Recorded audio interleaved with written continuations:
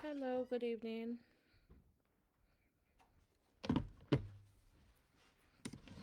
Hi, guys.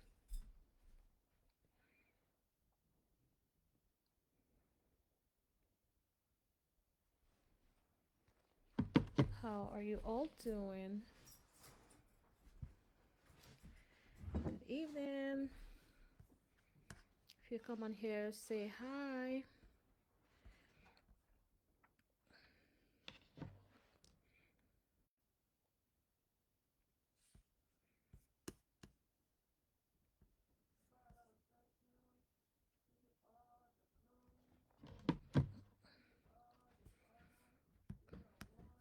Hello.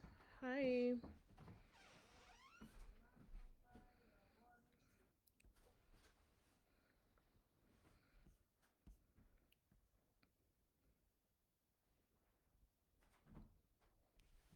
How are you doing? If you're here, please type in the comments and let me know if you're here.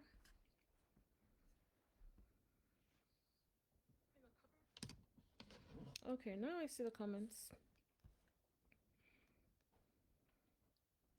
Hi, Meg. Good evening. Hi.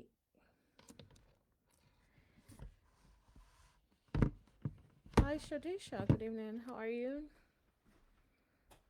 Hi, Links. Okay. I see you guys now. How are you doing? Good evening. How's your week going?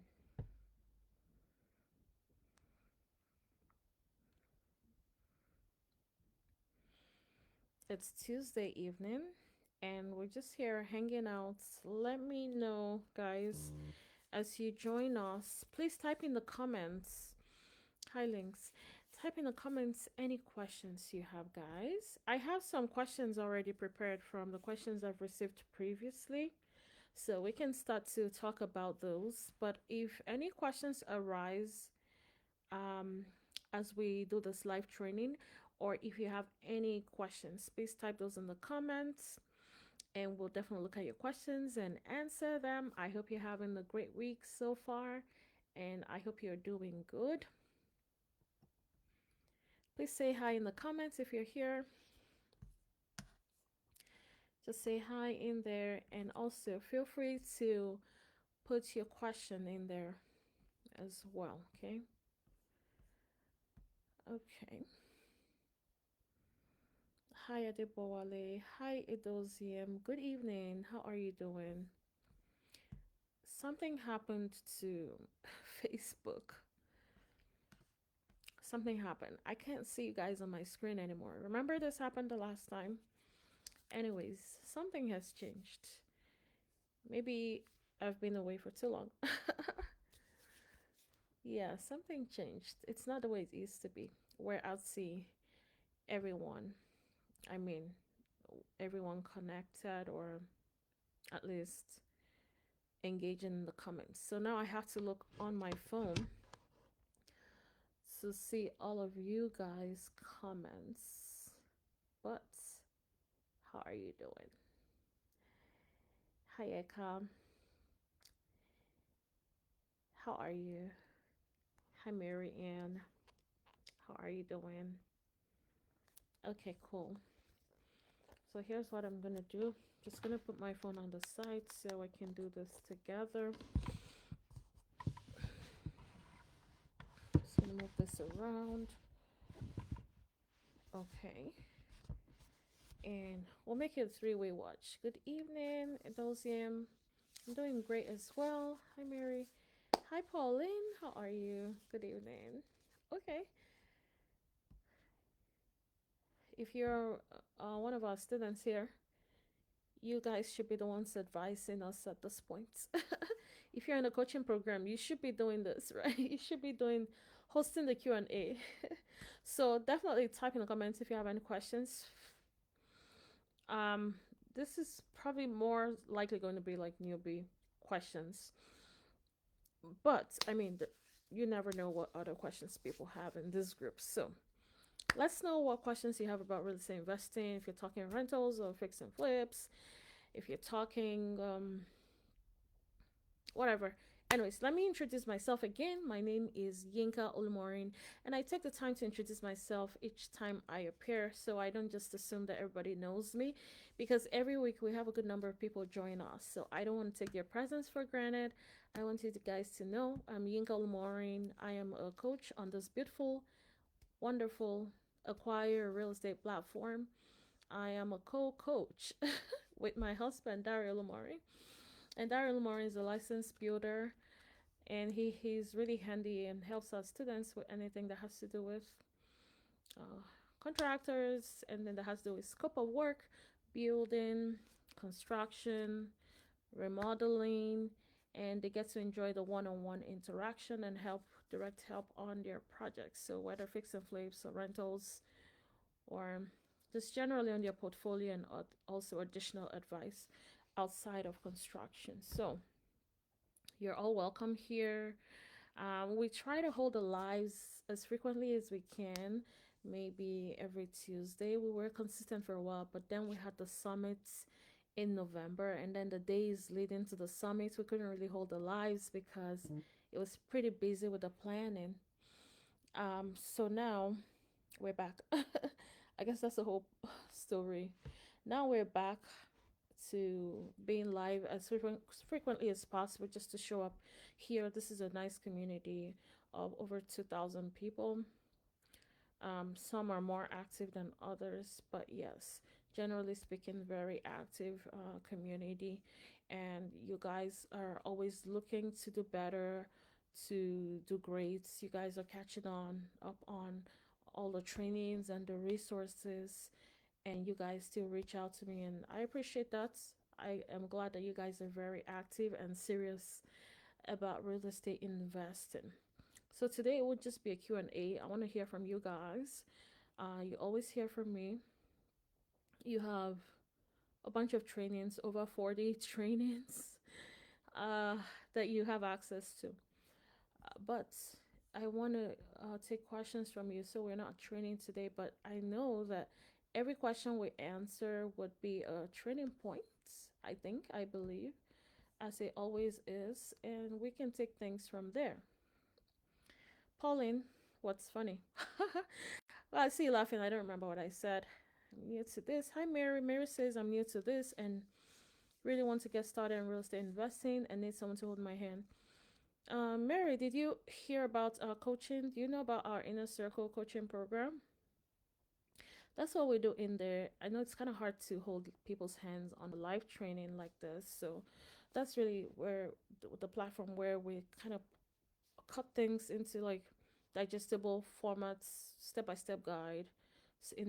By the sixth week, you're ready to do a deal, except you're behind, which is okay. I mean, um, you say in this journey you don't have to rush anything, because why? You've all waited for this long to even get started in your journey, so why would you rush? So people have other things going on in their lives. You have children, maybe you have family, you have a job, full time job. So it's understandable if you're like behind. But what's really important is every day you try to put in whatever efforts you can put into your business because it's your real estate investing business. It's not just about a coaching program or a community. You actually own that LLC that you're growing to build portfolios of properties. So you got to put in the seriousness it deserves. And so, yes, you're more than welcome to join us. And Meg can actually inbox you how to pick a time, book a call, and we can chat about it. And so I'm sure Meg would do that. Hi, Nadia. Hi, Tululokwe. Hi, Abby. Hi, Sayo. Hi. Hi, everyone. Okay, so let's go right into the questions that I have had a lot of people ask me. And also, feel free to type in your questions in the comments. Number one question: how much money do I need to get started in real estate investing? So, properties are not free, right? Properties cost money. So, when we say no money down or no money out of pocket, we really mean that we're using strategies that help us not to have to have money to be able to buy properties, and that means leverage. Leverage means using available funding. There's some already pre existing funding, um, and there are also other funding that you can put together yourself. So the fact that you don't have it doesn't mean that you don't have access to it. Okay. Generally speaking, if you were doing like a fix and flip, your hard money lender or commercial lender will cover 90% of your purchase price and 100% of your remodeling costs. So 90% purchase, 100% remodeling. So type in the comments. Let me see if you're following. If they're covering 90% of your purchase, how much percent of purchase price do you need to bring to the table?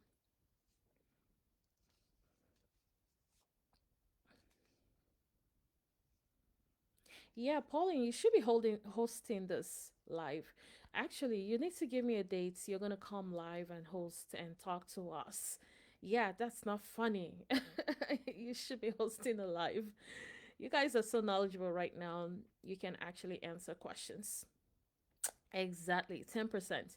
You guys are all following. Great. So 10% is what you have to come up with. So I know that many of you guys come from an environment where 25% is really what you see. Um, you're thinking, how do I raise 25% in a 500K market? That's a lot of money. 25% of 500K is 100K. Let's say you're looking at a multifamily that's two units, and it's maybe generally sold in your market at 500K right now, and you're wondering, how do I raise 25%? So that's not really how we do it here. And also, the way that we work within the program is you are opening yourself up to all the markets in the US, the most profitable markets, the best markets, the most affordable markets. You can start to build your portfolio there gradually. All right, you can start to have multiple properties in the smaller markets. If you're in New York, New York City area, it might not be the best market to start, but you can live in New York and invest somewhere else. You can invest in Rochester in New York. You can invest in other states. As a matter of fact, we have coaching students who have not seen their properties because those properties are out of state. They have never seen. It's a good chunk properties, and they have never seen them. So you own the business doesn't mean that you're hopping from one property to another. You own those properties, but you don't have to set eyes on them. You're not the contractor, you're not the realtor, you're not a property manager. You're neither of those. So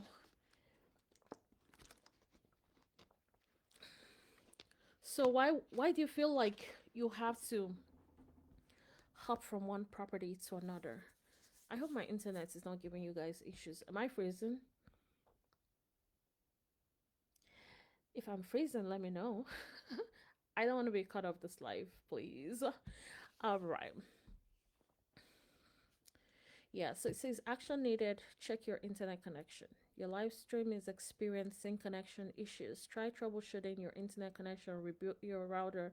I don't want to reboot anything because I'm going to miss you guys. So just let me know if it's like unbearable, and I can see if I can do a quick switch, and hopefully it wouldn't disconnect. Okay, cool. All right. So, yeah, that's it about money. I think a lot of times we're overthinking this funding situation. Most people that start investing in real estate are broke. Most times people don't have it at all. But being broke actually does something good to you. It means that you can take your time to not make mistakes and lose money, because you can't afford to lose money. You cannot afford to lose money, right? So you're with that mentality, and you're more careful to choose the best deals. If you have all the money, it's likely that you're not even interested in making a lot of profit. Like, you just want to throw out money in like secure properties. I see people do that, and then later on they come into coaching and say, "Oh, I've made mistakes," right? Because now all the money you thought you had is now stuck in properties that were not good investments. So being broke actually has an advantage, because you learn quickly how to leverage, how to not have to come up with money out of pocket. So don't see yourself as being at a disadvantage. The knowledge is the most important thing, not the money, not whether you have money or not. The knowledge, the knowledge of what you're doing is the most important thing. Okay. All right. So get out of that fear of money fear, and get started. You're gonna figure it out. If you're still looking for a deal, get the deal. Don't wait till you've lined up your financing. Get the deal first. The financing always follows, because it's life. Like, when you're prepared for a stage, the next thing happens. But if you're like stuck in a particular place, you're not. You're all you're thinking is dark. Like, you can't find your way. So you just have to keep moving, and as you move forward, the channels open. As you move forward, the channels open. But imagine you're not there. You don't even know what you need yet, and you're just stuck worrying about not having a certain amount. But generally speaking, if I were to say what amount helps, if you have 10K, it helps, right? You can say you have money, and maybe if that will boost your confidence, then fine. 10K is good. You can choose a market and start. If you don't have 10K, you're fine. If you only have the 10K in credit cards, fine. Uh, it's not in your savings. Maybe it's in your 401K. Maybe it's, you're okay. Just start something. And if you don't have that, start something. The other question here is, and I'm going to be looking on here also for questions. So if you have any questions, please type them in the comments. Can I invest in real estate with bad credit or no credit history? I feel like I say this all the time. Yes, you can. And there are a lot of different ways to go about this. So if you're credit naive, you have bad credits, there there are a ton of strategies you can explore. So you can explore creative financing, things like subject to really means taking over a mortgage, and you learn more about that. Subject to, you can do seller financing, you can do private money lending, um, or you can partner. You can add somebody else to your LLC who's going to go through the qualification instead, or go through the lending process instead. And the good part is, some of our lenders are not even, they only do soft pull. So if you were bringing somebody on board to do a deal together, their credit is not going to be affected, right?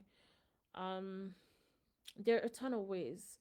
So if I had to, I would say the least the of all these ways, I think the way that has the least return on investment is partnership, because you have to split the profit into two. But I'll say that you rather make 50% than 0% and be worried and stuck. There's actually something happens to you. You feel good when you're making progress, right? So even if you were not making money, I know some people say, I didn't make a lot of money on this deal, but I was so happy because I learned a lot. It you see yourself in a different light. You feel like, wow, I could do this. The next one will be better, right? So the experience feels good, right? So even though you don't have money, you don't have good credits, you have to find your way. You don't have all that. You can't sit down and blame the world for not having it. Something happened. Maybe you didn't start a credit. Maybe let's agree you were disadvantaged one way or another, or you didn't use your credit wisely. You got to take responsibility, and whatever hustle you need to get out of that, do it. No one is going to see or know that you hustled in the nearest future. So do whatever it takes to be where you need to be. Someone here says, can I invest in real estate when I'm not a citizen? Yes, you can. You can invest in real estate as a foreigner. We have lenders who lend to foreigners too. So if you have a social security, it does help. If you have, I know some people say I'm not a citizen, but you have social security, you pay taxes, you have a credit score. what else are you waiting for? Yeah. So, yes, you can. You can. Yes. Okay. So that doesn't stop you. Some of our lenders will only do someone with like, and when I say some, I honestly only know of one or two that would only fund US citizens and permanent residents only. But all the other ones would fund, they don't care if you're a citizen, permanent resident. Just have a social security because you need that social security to form your LLC and generate an EIN for your business. And if you don't have that, you probably want to have a partner that has what you don't have and kind of figure out the structure from there. But don't give up just because you don't have something, you feel like you don't qualify, you're not eligible. Um, Entrepreneurship, even real estate investing, is a step of faith. Because, and I say that because that you never get to a point where you feel like I got this. You just have to keep moving. Even if you like studied everything, you know everything. Now it's your first deal. You know what you should do, but you're like, I don't feel ready, right? So even sometimes with your second or third deal, you're like, oh my goodness, you're still nervous. So there's you just have to keep moving afraid and making sure that your paperwork is good. You're you're dotting all your I's and crossing your T's. Um, you're doing your analysis very well. Okay. Once you can analyze a property for profits, that's mostly what you need. So yes, you don't have to be a citizen. Okay. Another question here says, see, can this be done if you have bad credits? Yes. We said that a little bit earlier. We said, yes, you can. There are a lot of strategies you can explore. If you have bad credit, you can do subject to investing, you can do seller financing, um, you can do private money lending, you can do partnerships, you can do a lot of things. You can do fix and flips, you can own rental properties. You don't have any limitations, even with bad credit. Yes, you just have to explore other strategies. And I said, if that is your story, be willing to put in the work, the extra work it needs. Okay. You got, so I guess life is about choosing your hustle. Everybody's hustling wherever you are. So at your job, you're hustling. Whatever you're doing to make money on the side or full time is a hustle. Real estate investing is a hustle too. It's not success that drops on your laps. You do the work. So you gotta choose, if you're hustling at your job, also need to think long term or short term because it depends on the strategy. Some of our real estate strategies are short term returns, profits. Some are longer term profits. Some are like little chunks every month, that add up eventually with more and more properties that you add to your portfolio. But whatever it is, it takes, you need some commitment, some seriousness. Start, put in the work. Every sweat you put into your real estate investing business will pay off. And the good thing about this payoff is it's different from your job because it's something that waits for you in the future. We don't know about your job. We don't know who's going to be fired. We don't know if you're going to be tired of it. We don't know who's going to not be able to work again. So when you're working, putting in work into your own personal business, it feels different. Every single work counts. So don't feel like nobody. I'm not gonna lie to you that real estate investing doesn't need some work. It needs some work, but I prefer that work. I've done both, and I prefer the work that counts. So yes, come in with your A game, ready to put in the work, and you will see results. So yes, if you don't have good credits, be willing to put in a little bit extra, but you will see results and you will do deals.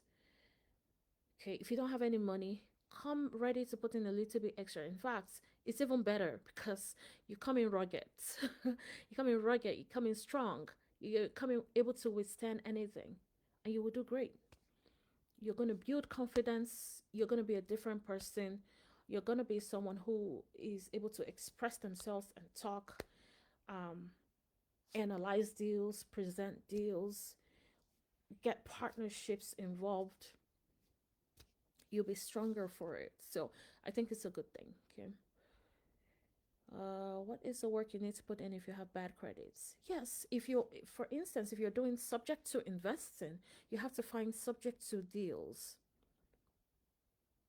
If you want to do seller financing, creative financing, you have to find creative financing deals. Not every deal is a creative financing deal, right? So you're putting extra because you're looking for specific kind of deals, not just any deal that says bring money. You're looking for specific kind of deals, or rather, in your case, not just any deal that says, um, hard money is welcome, cash is welcome, and you couldn't raise hard money or raise cash. So now you're looking for specific deals that say seller financing is okay, or you're even negotiating seller financing with a seller that wants cash because you don't want to go the cash or hard money route. So yes, you're putting in that extra to make the deal work, right? If you're using private money, then you're actually lining up your private money. Of course, using valuable resources, but you're doing that. So it is work. I mean, but it's work that counts. You just need to pace yourself.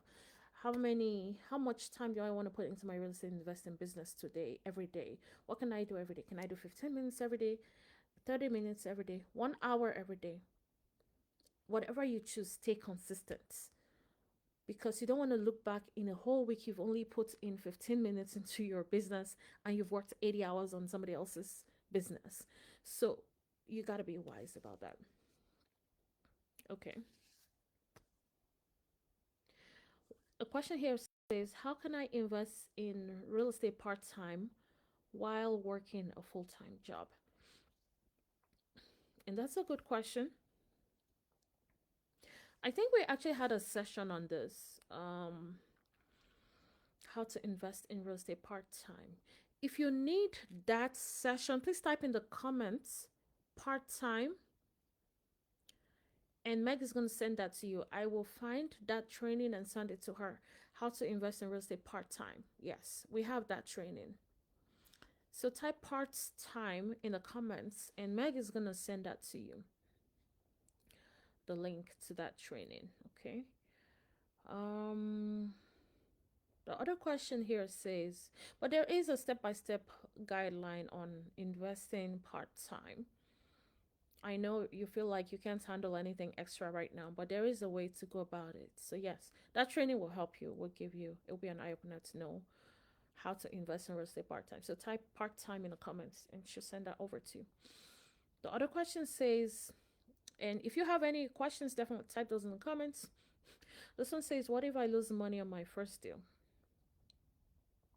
Right? It is possible, especially if you don't know what you're doing. So the number one thing is your knowledge, understanding how to analyze deals, and giving room for contingencies. If you squeeze your way into a deal, you might squeeze your way out. But if you didn't even know you were squeezing your way into the deal, then it's double danger. You wouldn't even know when you lost.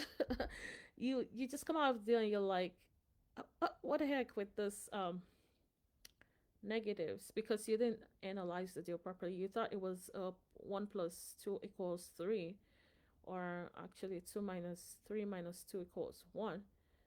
Or maybe you bought a property for $2 and you're selling for $3 and you're expecting to make $1 in profit. That's not how it works.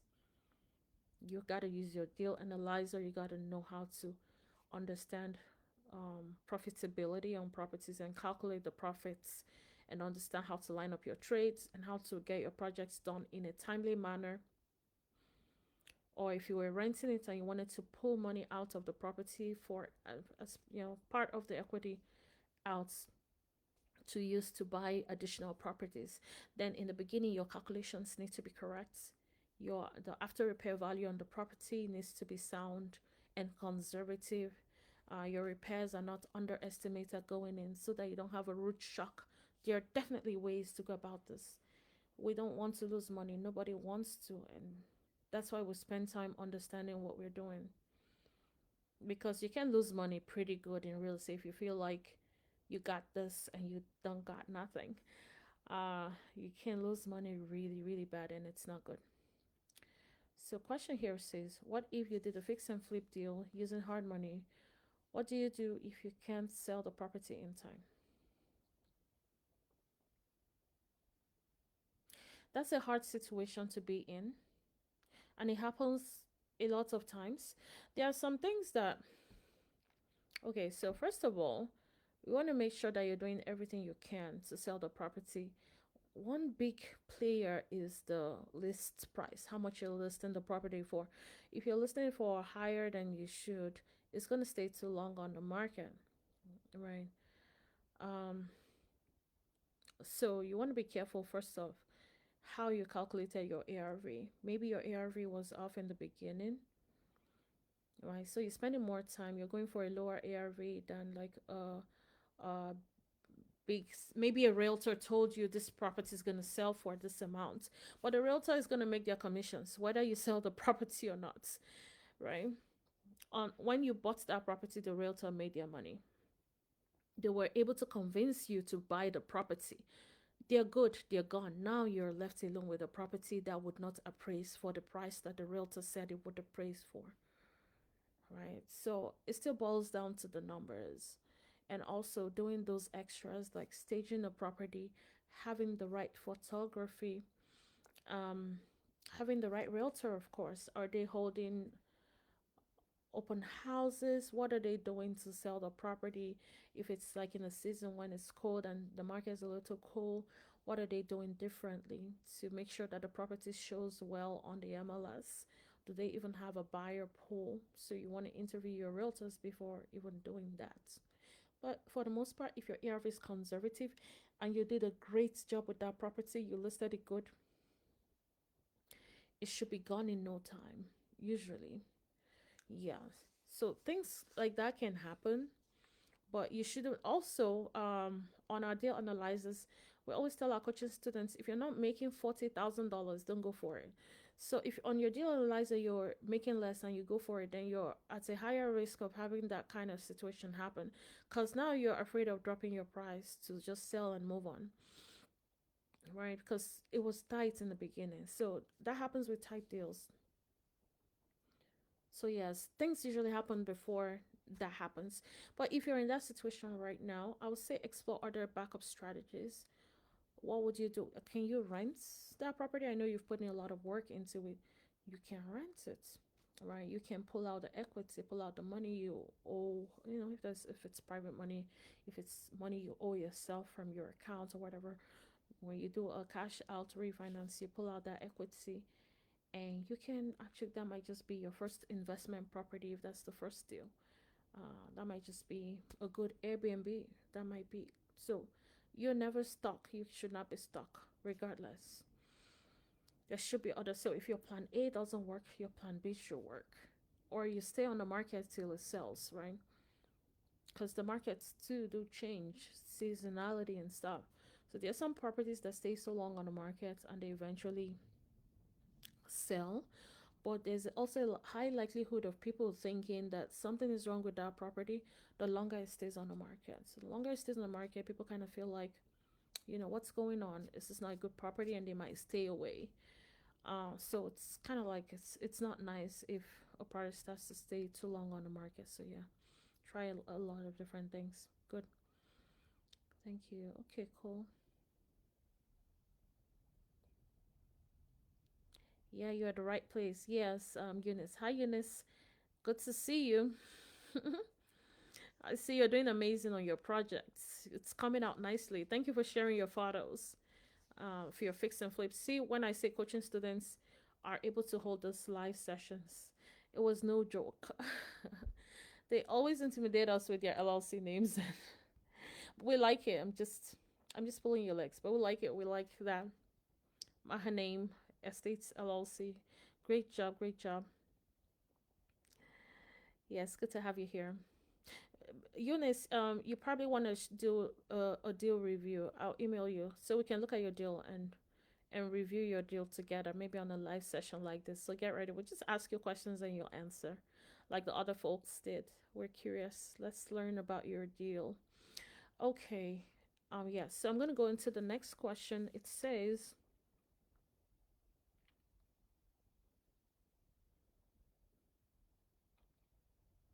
how do I find the right real estate deals in a competitive market? Good question. So where are you looking? There's like 50 different ways to find deals. So are you looking on the market with realtors? Are you looking off market, maybe with wholesalers? Where are you looking? There are a bunch of different ways to find deals. And also within the program, we're working on something nice for our students where they can log in and see deals that are analyzed, pre-analyzed for profits. So that would be a good one. But we're still watching it and doing the beta version of that. It's so exciting. I'm just hoping and praying that it goes so well because this will be a breakthrough for a lot of people.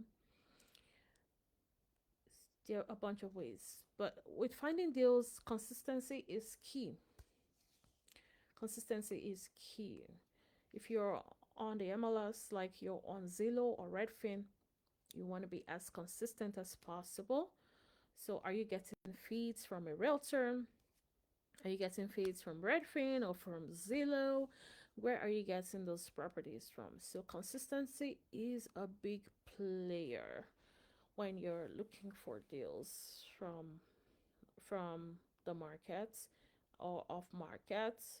Some people send postcards, mailers. Maybe you have a marketing budget for your LLC, and every month you have mailers go out, and people can call you and tell you that they want to sell a property. Maybe you have an ad going out, telling people about your LLC or your company, saying that you buy trouble properties or you buy properties that need work, you buy ugly houses or whatever it is you're doing, and people contact you and say that they want to sell a house that needs work. So you put your numbers together and you negotiate the deal. I love off markets because there's no limit to the negotiations you can do. But you have to know what you're doing to be able to negotiate right. So that's off markets. On markets, you also need to know what you need to know what you're doing to negotiate with a realtor. You want to negotiate with a realtor, then you need to understand what to do. So, can you take advantage of how the property presents to be able to get a price drop on the property that you have under contracts, right? So, yes, absolutely. There are a bunch of different ways to find deals. What does your program entail? What is required to start?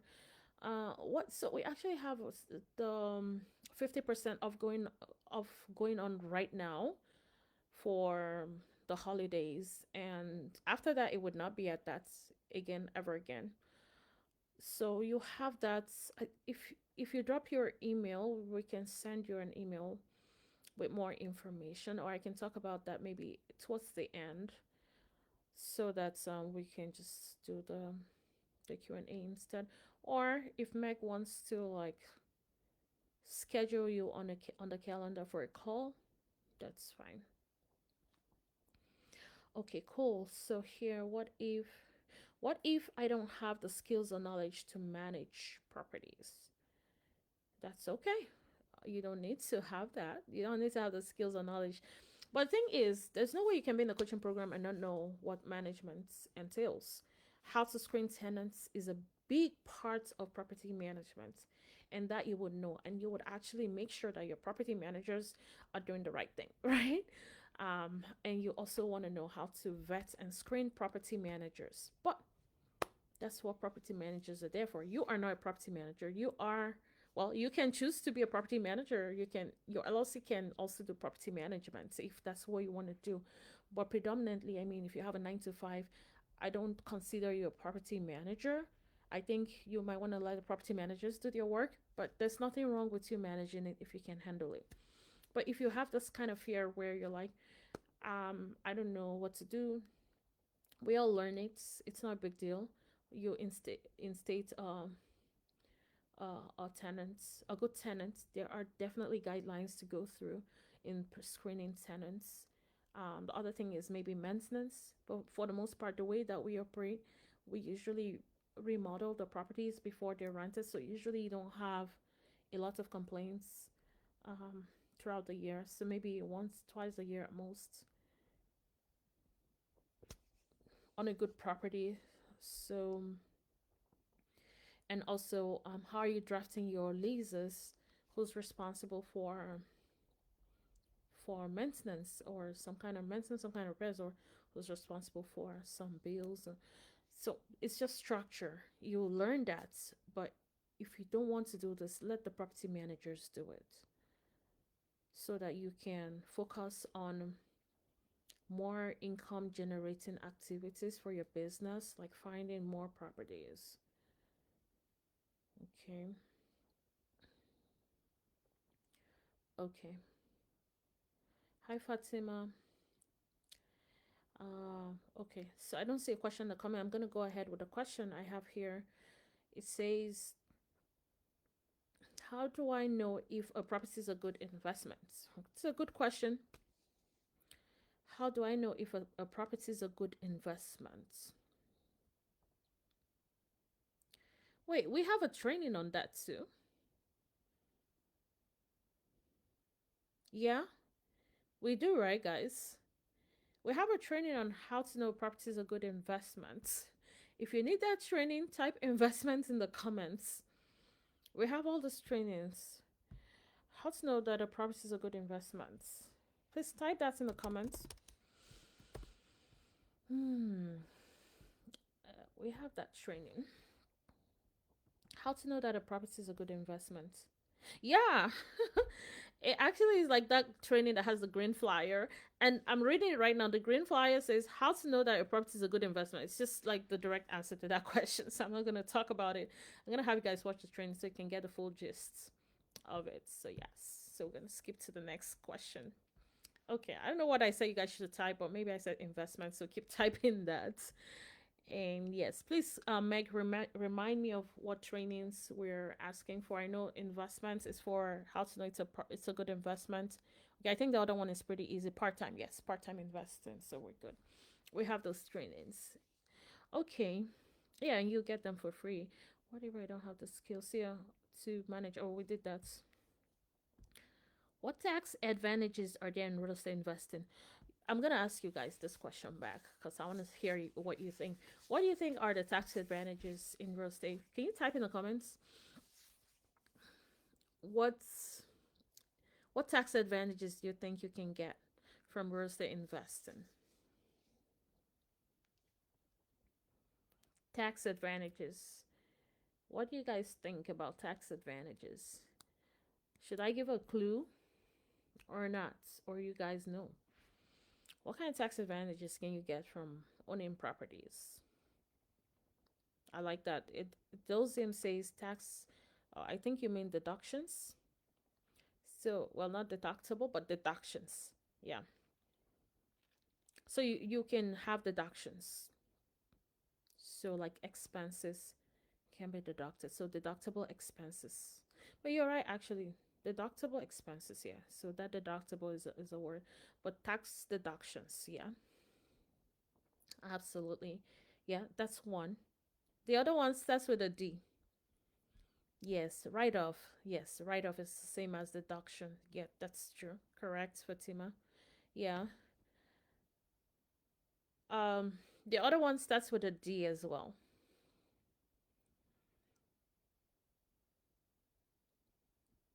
If you're making so much money on yeah, acre, exactly. So depreciation. So it's funny how like the government thinks you're losing money because they think that your property is losing value over time, and they compensate you for that, and that's what we call depreciation. So you have depreciation credits for each taxes and for every property that you have, right?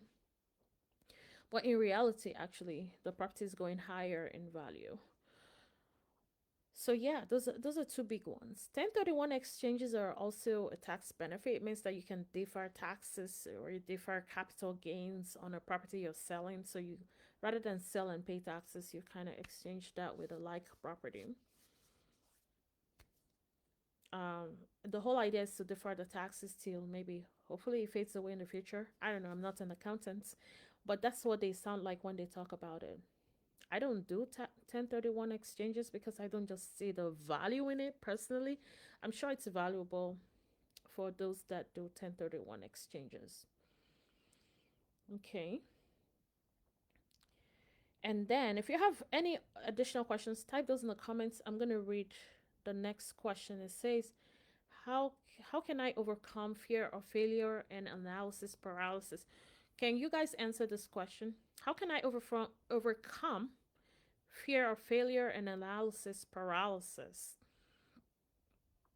Analysis paralysis, like when you're like, you keep analyzing and you're like, you analyze so badly that it paralyzes you. You're like, okay, it doesn't make sense. What if this happens and that happens? Or if I'm getting it right, this, then this, then this, then this, then that's bad. And you feel paralyzed by the fear of, without even, before even going into it. So, how, if you had to say one word that helps you overcome the fear of failure and analysis paralysis, what would that one word be? And while you guys think about it and type in the comments, what I'm going to say about failure is, I think anyone that takes failure seriously right now is has not failed enough to get to the next level, right? If you're like someone that has barely ever failed, I'm sorry, but it's likely that you're not as successful as you should be in life. If you've not failed enough, you're not as successful as you should be. So people who launch out are the most successful, in spite of their fears, are the most successful. Because at the end of the day, you see that the things you're afraid of are not even worth it. Like you're built strong to go through those things. Okay, I like what you said, mentorship. I will say knowledge, yeah. So it's, mentorship is great, is one step ahead. But when you know what you're doing, yes, thank you, Funke. When you know what you're doing, the knowledge actually helps to erase the fear. You feel like, okay, now I get it. Now I feel mentally ready. I want to do it. Right. So you're less afraid because now you understand the step by step process. You understand the step by step process as you go, as you think about it.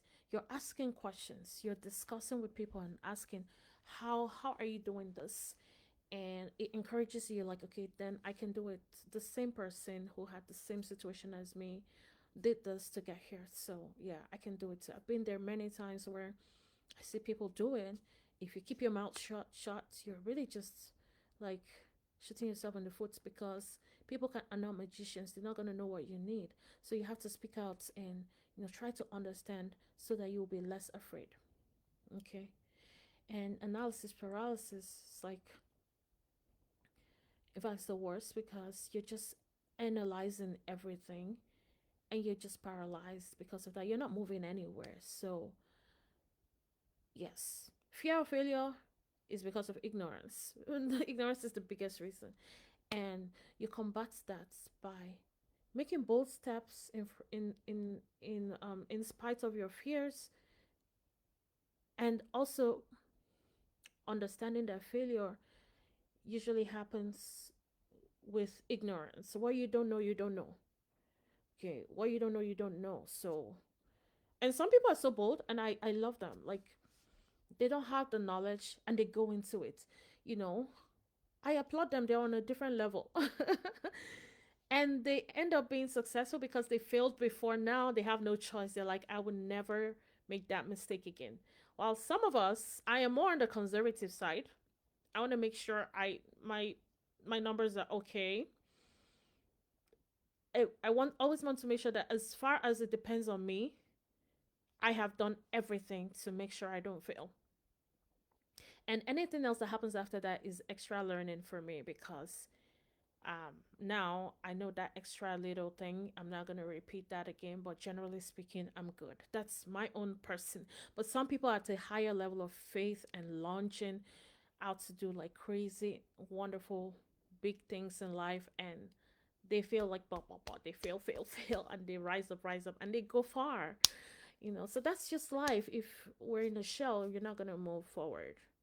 So the best you can do is look to the right, look to the left, and come out of that cave, right? Come out of that cave, but take caution, precaution. Make sure, before crossing the road, you're looking and making sure, right? You're safe to the best of your ability. So that's the best we can do. Otherwise, we're not going to move forward in life. So yeah, fear is there. Everybody gets afraid. It's not only you, but we have to do what we have to do. Sam says he's ready to do it. Yeah, yeah, come on board. Let's do this together. So I welcome you on board if you're looking to join our inner circle, looking to be part of the coaching students. You want to start to do deals, start to renovate, remodel properties or own properties, um, for your passive income. So every month you you have cash flow coming in from not just one property, two properties, and more. And over time, cash flow is not the only thing you get. That's not the only benefit, right?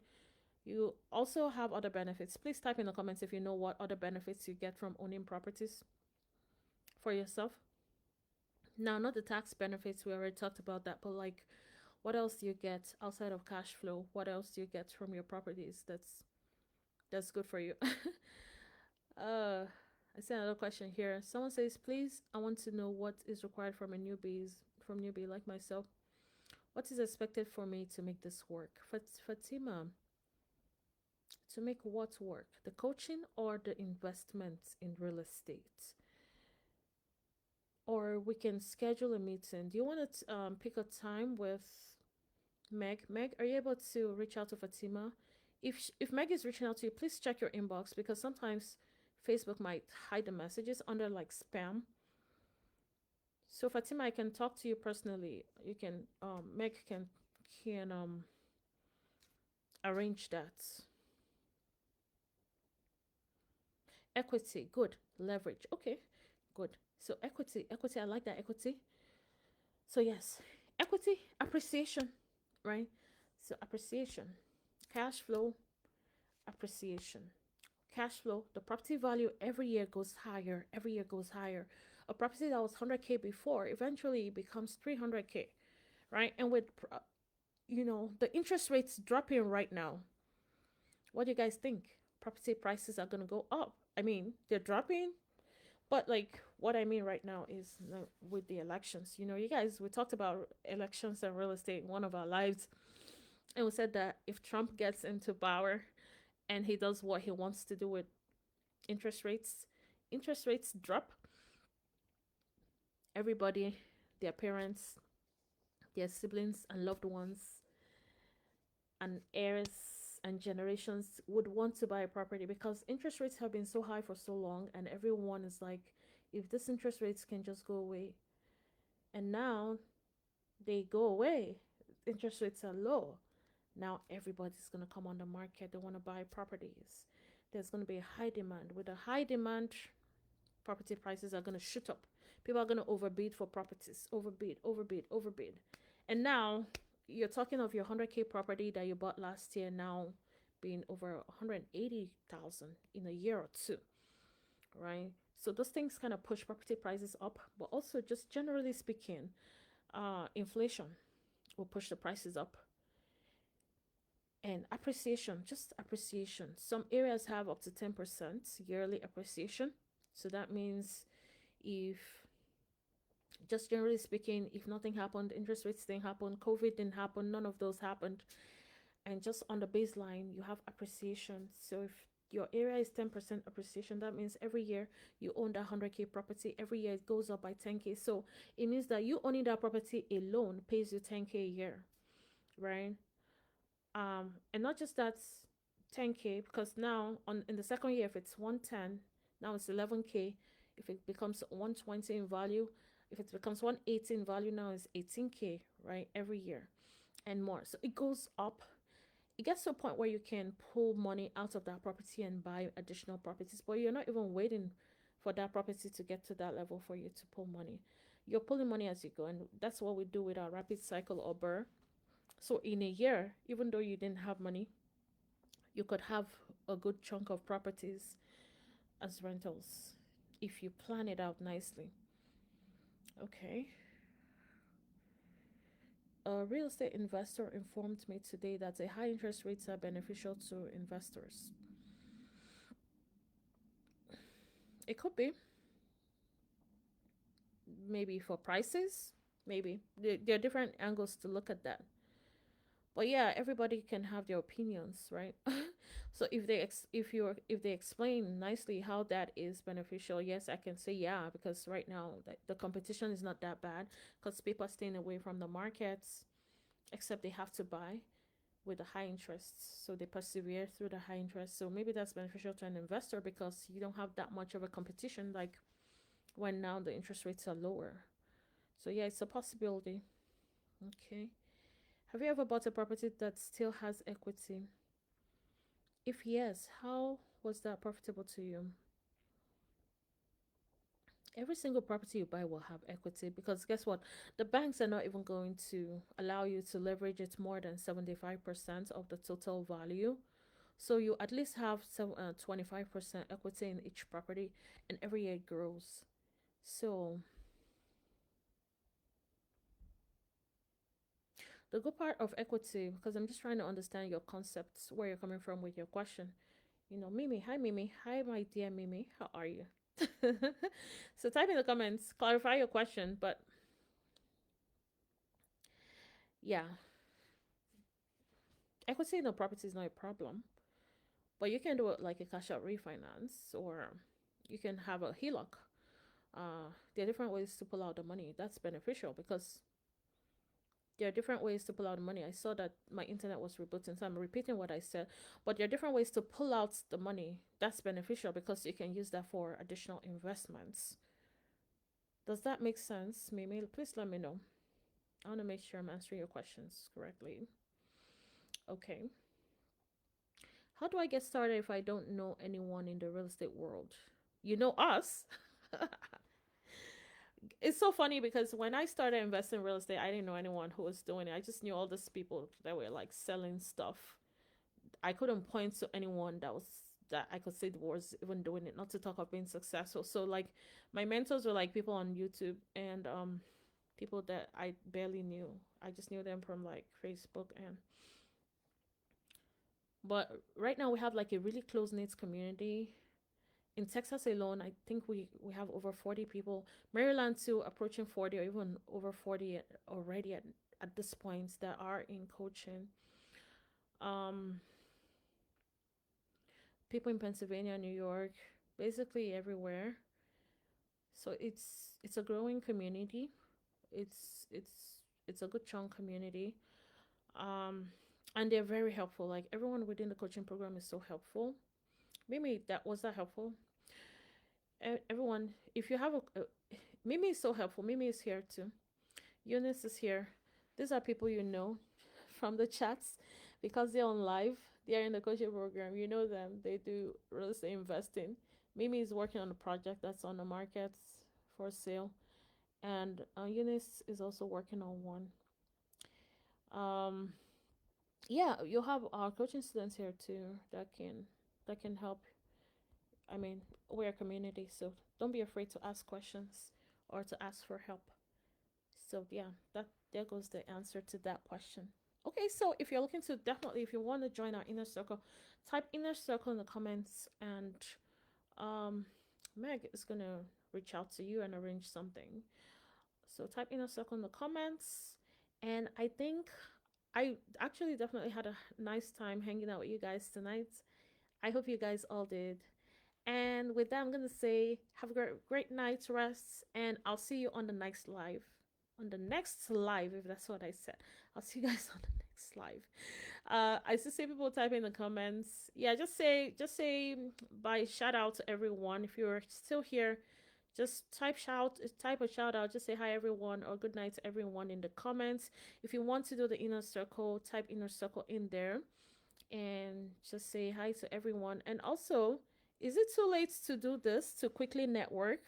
If you're here with us, can you type in the chats where you're from, what state you're from, your name, and what state you're from? Because sometimes the Facebook names are not the same as real life. But if it's the same, just tell us where you're from. But if your name is different in reality, for a good reason, of course, we're not judging you for that.